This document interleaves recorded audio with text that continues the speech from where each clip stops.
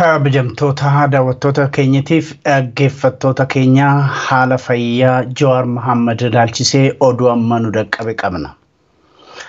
Xiinxalaan siyaasaa Jawaar Mohaammed mana hidhaa keessatti hedduu dhukkubsachaa jiraachuu maatiin isaa OMN itti himan.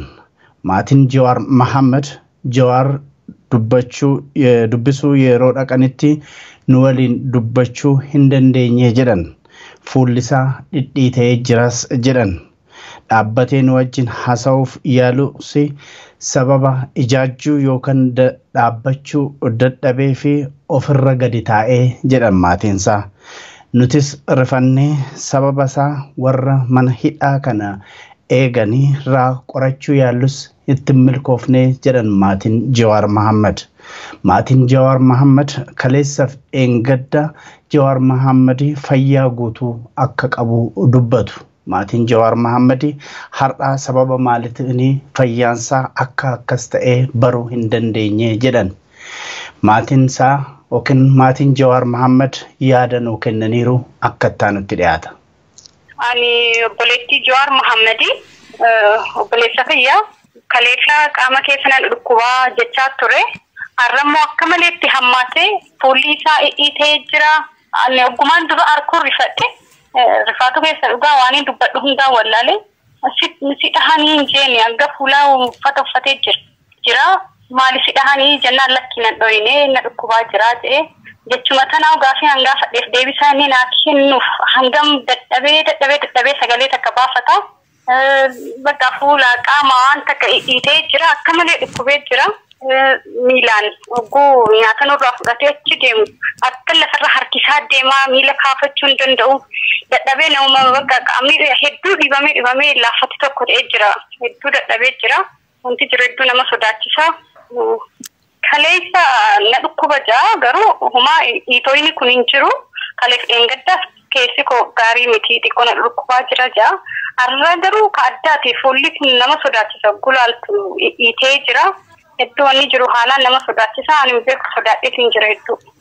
Mana yaalaa hanga ammaa deemeen jiru doktora mana yaalaa hin geeffamne doktora ofii isaatiif qabullee galchuuf hin dandeenye gaafii irra deddeebi'ee gaafatee ture ilaa ammaatti hin galchinee fi ka isaaniitiin illee hin yaalamne hanga ammaa osoo yaalan argatiin daranutti hammaatu jirti. Inuma ani maaliin shakka waa nyaachisuun oolan namni fuulli isaa akkatti dhiita'u waasumma wayiiti malee nama summi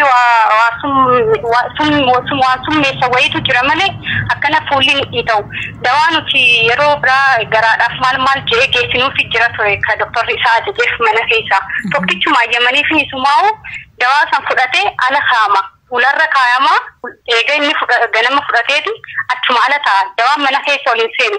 Dawaa sanuu shakku amma dawaa isaan ala kaan dawaan akkamitti isaan irraa fudhaniiti balbala irra ta'a.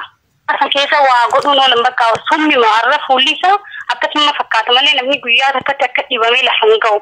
Akka takkaa jiruu isaa keessa dhibamee hin beeku dhibee akka ammaa kana. Takka akkatti harka kennatee illee hin beeku Jawaar. Takka waan xiqqoo tanaaf nama laaffatee akka lafa kufu hin turre. Garuu ka ammaa kun waanuma addaati rabbummaan haadha qabuuf malee hedduu ulfaata hedduu. Yaa ummata Oromoo osuma ijaan agartanii osuma akkatti ilaallu har'a boru osuma jennu osuma har'a akkana goonee boru akkana goone osoo jennu osoo walii galuu dadhabnee waan takka godhuu dadhabnee Jawaar mana hidhatti dhiisne boru lubbuu isaa dhabuuf deemna. Gaafa san immoo mootummaan silaa kanuma beeytanii akkana ta'e sababa akkanaatiin akkana ta'e jechuuf deema. Hanga lubbuun isa dhabnu callifna. Yaa ummata Oromoo taa'a. Inni kan akkanan turre siniif inni akkanan turre ummata isaatiif akka malee dhaabbataa ture ni beeytanii kanaaf sinitti himu. Yaa ummata keenya lubbuun isa dhabuu enna.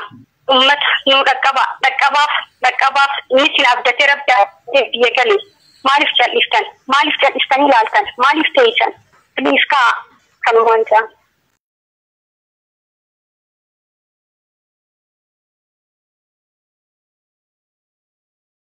Mohaammed akka obboleettiin Jawaar Mohaammed fi maatiin Jawaar Mohaammed jedhanitti Jawaar Mohaammed mana hidhaa keessatti hedduu dhukkubsateeti jira. Sirriitti dubbachuu hin dandeenye, dhaabbachuu hin dandeenye, fuulli isaa dhidhiitateeti jira, hedduu dhukkubsateeti jira jedhu maatiin Egaa uummanni Oromoos Jawaarii fi akka qaqqabuudha maatiin yookiin obboleettiinsaa kan dubbatte.